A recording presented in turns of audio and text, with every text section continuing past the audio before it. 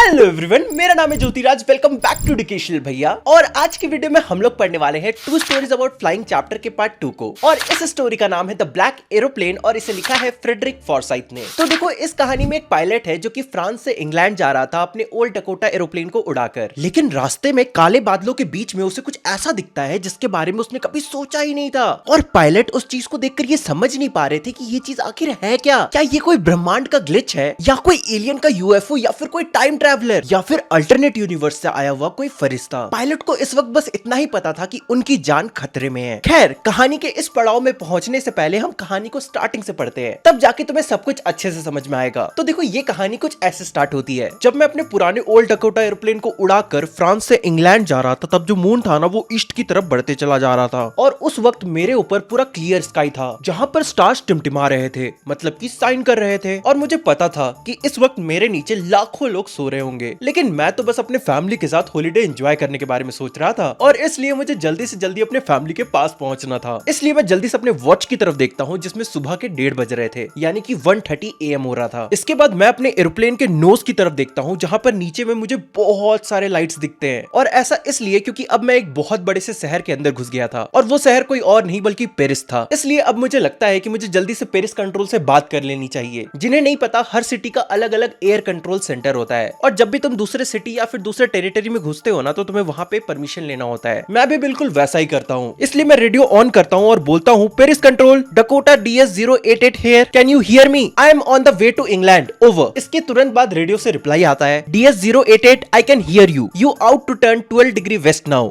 DS-088 over. इसके बाद मैं अपने मैप और कंपास को चेक करता हूं और अपने सेकंड और लास्ट फ्यूल टैंक में स्विच करता हूं। जिन्हें नहीं पता, एरोप्लेन में यूजुअली 2 फ्यूल टैंक होती है। मेरा पहला वाला फ्यूल टैंक में फ्यूल खत्म हो गया था, इसलिए मैं सेकंड फ्यूल टैंक में स्विच करता हूं। और फिर अपने ओल्ड डकोटा एरोप्लेन को 12 डिग्री वेस्ट इंग्लैंड की तरफ मोड़ देता हूं। और इस वक्त मेरे दिमाग में बस यही चल रहा था कि अगर मैं इसी स्पीड से गया ना, तो मैं टाइम से ब्रेकफास्ट के लिए अपने घर पहुंच जाऊंगा और फिर बड़ा सा इंग्लिश ब्रेकफास्ट एंजॉय करूंगा। यहां तक सब कुछ सही जा रहा था। पेरिस 150 किलोमीटर पीछे छूट चुका था, लेकिन तभी मुझे सामने एक बड़ा सा स्टॉर्म क्लाउड दिखता है। वो स्टॉर्म क्लाउड बिल्कुल किसी बड़े से ब्लैक माउंटेन की तरह लग रहा था, जो सामने आसमान में खड़ा था। मुझे पता था कि मैं उस स्टॉर्म के अंदर नहीं जा सकता हूँ। ऊपर से मेरे पास उड़ने के लिए ज्यादा फ्यूल भी नहीं बचा है। देखो, वैसे तो मैं नॉर्थ या साउथ घूमकर भी इंग्लैंड जा सकता था, लेकिन क्योंकि मेरे पास ज्यादा फ्यूल नहीं था, तो मैं नॉर्थ या साउथ नहीं टर्न हो सकता था। और मैं पीछे वापस पेरिस भी नहीं जाना चाहता था, वरना मेरा सारा मेहनत वेस्ट हो जाता। ऊपर से मुझे अपने फैमिली के साथ हॉलीडे भी स्पेंड करना है और इंग्लिश ब्रेकफास्ट भी तो खाना है। इसलिए मैं डिसाइड करता हूँ कि मैं स्टॉर्म के अंदर जाऊंगा, और मैं बिल्कुल वैसा ही करता हूँ। अपने ओल्ड डकोटा एयरप्लेन को स्टॉर्म के अंदर घुसा देता हूँ। जैसे ही मैं अंदर जाता हूँ, चारों तरफ अंधेरा छा जाता है। मुझे बाहर का कुछ भी नहीं दिख रहा था,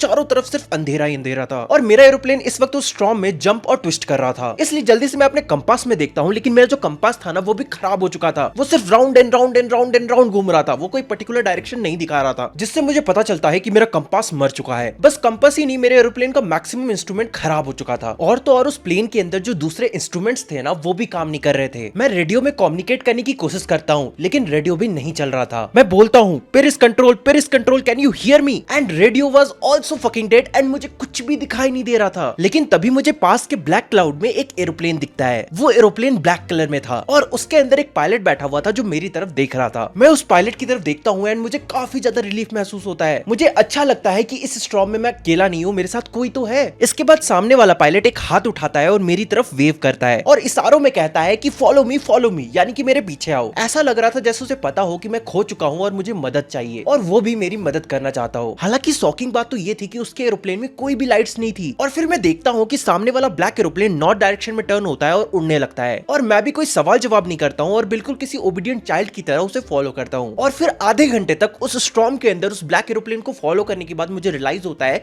कि अब तो मेरे एरोप्लेन के अंदर फ्यूल बचा ही नहीं है। मेरे एरोप्लेन के अंदर सिर्फ अगले 5 से 10 मिनट उड़ने का फ्यूल ही बचा हुआ था। मैं बहुत ज्यादा डर जाता हूँ, बहुत ज्यादा घबरा जाता हूँ। लेकिन तभी मैं देखता हूँ कि सामने वाला ब्लैक एरोप्लेन नीचे की तरफ मुड़ रहा है, और मैं भी बिल्कुल उसी को फॉलो करते हुए नीचे की तरफ जाने लगता हूँ। और तभी मुझे 2 long straight lines of light दिखाई देती है, और वो जो 2 long straight lines of light थी ना, वो कुछ और नहीं बल्कि रनवे था। इन शॉर्ट में एक एयरपोर्ट पहुंच गया था, और अब मैं सेफ था, क्योंकि अब मैं बहुत ही आराम से सेफली अपने ओल्ड डकोटा एरोप्लेन को उस रनवे में उतार सकता था। फिर क्या, ये देखने के बाद मैं जल्दी से पीछे मुड़ता हूँ उस ब्लैक एरोप्लेन को थैंक यू बोलने के लिए। लेकिन जैसे ही मैं पीछे देखता हूँ, मैं देखता हूँ कि पूरा आसमान खाली है, और वहां पर कोई भी ब्लैक एरोप्लेन नहीं है। मैं आगे पीछे हर तरफ देखता हूँ लेकिन मुझे ब्लैक एरोप्लेन कहीं भी दिखाई नहीं देता है। इसलिए मैं जल्दी से लैंड होता हूँ और कंट्रोल टावर जाता हूँ और वहां बैठी एक लेडी से पूछता हूँ कि दूसरा एरोप्लेन कहाँ है और उसका पायलट कहाँ है। मैं उसे थैंक यू बोलना चाहता हूँ क्योंकि उसने मेरी जान बचाई है। लेकिन वो जो कंट्रोल टावर वाली वुमेन होती है वो मुझे बहुत ही अजीब नजरों से देखती है, यानी कि बहुत ही स्ट्रेंज वे में घूरती है और फिर अचानक से हंसने लग जाती है। दूसरा एरोप्लेन? उस स्टॉर्म में आपके अलावा कोई भी नहीं था। हर पायलट आपकी तरह बेवकूफ थोड़ी ना होते होंगे जो स्टॉर्म में अपना प्लेन लेके घुस जाएंगे। रडार में तो सिर्फ आपका ही फ्लाइट नजर आ रहा था। अच्छा, अगर वहां पर कोई नहीं था तो मेरी हेल्प किसने की? आखिर मैंने सेफली लैंड कैसे किया बिना रेडियो, बिना कंपास और इतने कम फ्यूल में? मैंने देखा था वहां पर एक ब्लैक एरोप्लेन था और उसके अंदर पायलट भी था जिसने मुझे उस स्टॉर्म में हेल्प किया और उस ब्लैक एरोप्लेन में कोई लाइट्स भी नहीं लगी हुई थी। और इस तरह से द ब्लैक एरोप्लेन चैप्टर का एक्सप्लेनेशन खत्म होता है। मैंने तुम्हारे हर चैप्टर के हर लाइन को अच्छे से एक्सप्लेन करने की कोशिश की है। आई होप सो तुम्हें एक्सप्लेनेशन सुनकर बहुत मजा आया होगा और सब कुछ अच्छे से समझ में भी आ गया होगा। अगर ऐसा है तो वीडियो को लाइक करो, चैनल को सब्सक्राइब करो और हाँ, मुझे इंस्टाग्राम में फॉलो करना मत भूलना।